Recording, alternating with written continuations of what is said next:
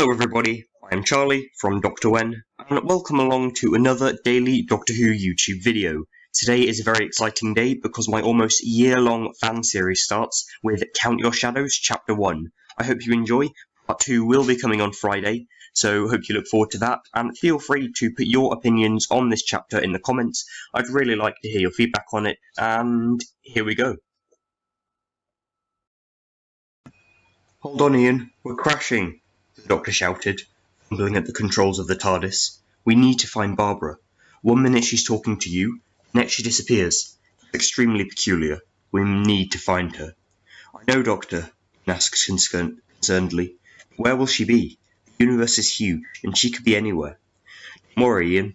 Tardis took her DNA sample the second she walked in here, in that junkyard on Totter's Lane. She'll be able to track Barbara easily. Good, Ian muttered to himself. Tardis rumbled violently, throwing sparks everywhere as it did. That is, he shouted, talking over the voice, if the Tardis ever starts working. Multiple lights, green, red, yellow, and blue, started flashing quickly. Steam erupted from the vents inside the Tardis. The console made a huge groaning noise, and then it stopped. The Tardis was in complete darkness, and no noise emitted from anything, except Ian. What's happened, Doctor? Ian questioned nervously. Is the Tardis dead? Is that all our adventures? Don't be silly, Ian. Of course not. It happens all the time.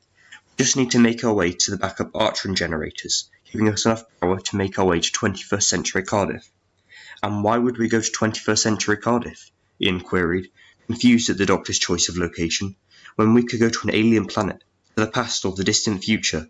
We could go to every star in existence, watch a sun explode. We could see anyone, invent anything, go anywhere. Why go there? Because, Ian, the Doctor spoke in a rather demeaning manner, there is a rift in time there, brimming with Artron energy. It will allow me to refuel the Tardis. The trouble is, we can't see anything. We won't be able to find the generator. Don't worry, Doctor, I have just a solution, Ian exclaimed. I have a torch in my room on the Tardis. It isn't far from here, so I may be able to find it. Yes, good idea, Ian. While you do that, I'll try to find another form of light. Go on then. Ian began to walk slowly, his hand sliding along the railing on the outside of the control room. He felt a gap.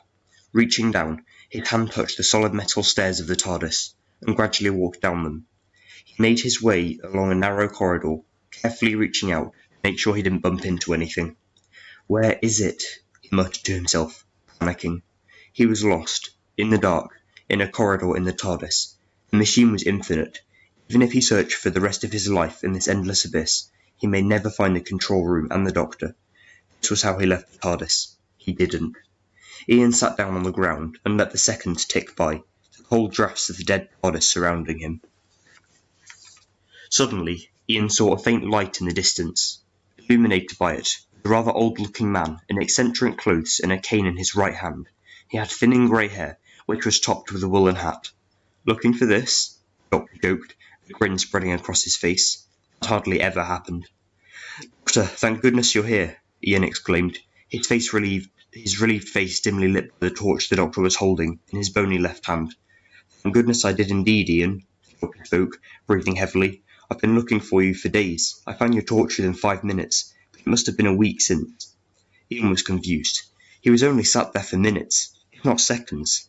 How could he have been there for 1 week? It didn't make any sense. He thought it best not to ask the Doctor, though. The alien used some very, alien words to describe things. Shall we find our way out of the Tardis, then? Ian asked, observing his location. Where am I, Doctor? I have explored your Tardis for 2 years now, and I've never seen this corridor in my life. It looks old, and there are red cobwebs on the ceiling. The Tardis is severely malfunctioning, then, Ian. It shouldn't do that, but I'll use a space distortion engine to trap intruders, something which you aren't.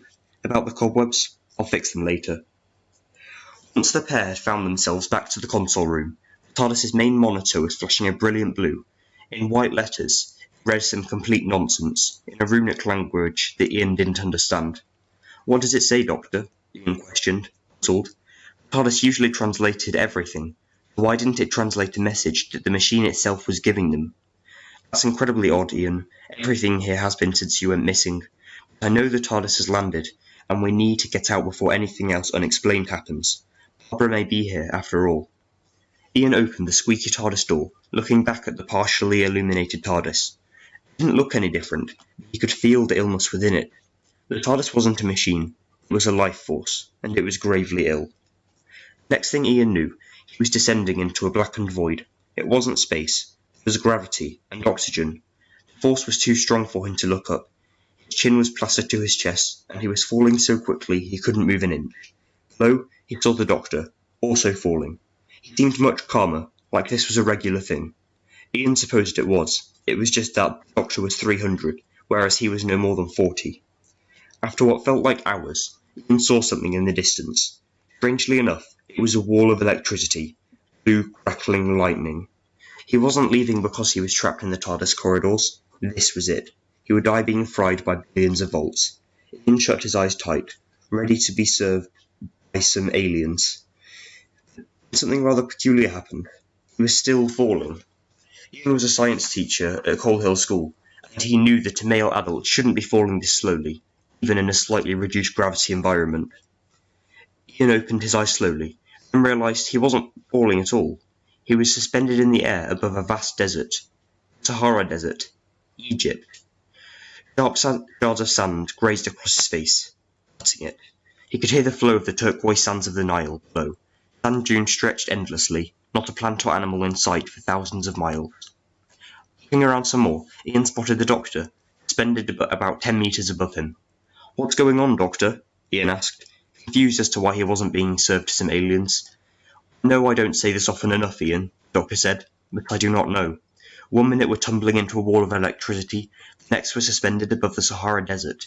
Even by the standards of my adventures, it is rather strange." "Well then, what do we do?" Ian asked, rather worriedly. He'd been frightened for his life twice today already.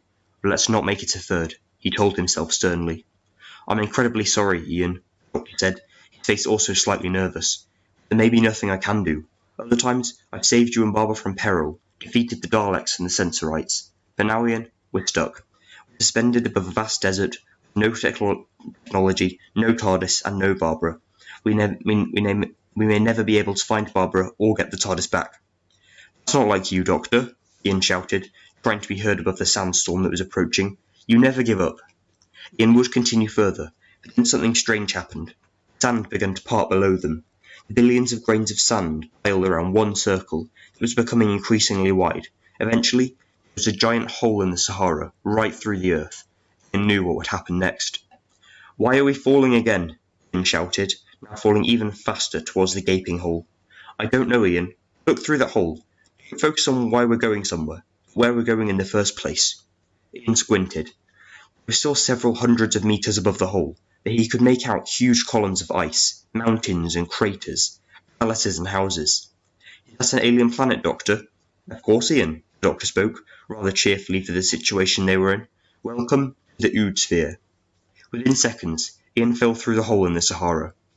He was now falling, but falling the wrong way. He was flying almost, his gravity being sideways. There were several humanoid figures below, watching the pair fly across the planet. They had long, squid-like tentacles coming out of their mouths, and their eyes were a deep shade of crimson. "That's rather strange, Ian," the Doctor spoke. "You aren't supposed to look like that." Ian could feel the cold air rushing past his face. The planet was completely silent, except the roaring wind. Below them, incredible cities of ice gleamed brightly below them. Suddenly, something cold and hard slammed into Ian, knocking the breath out of him. "Back inside the TARDIS, Ian," the Doctor said, his body noticeably frail after the impact. "You okay, Doctor?" Ian asked the Doctor, becoming increasingly aware of his frailness. Yes, Ian, I'm fine." The Doctor stood up and clicked the torch on. It flickered for a second, and remained bright. "What was that?" "A hologram. We've been in here all this time. We're trapped inside an evil TARDIS, Ian.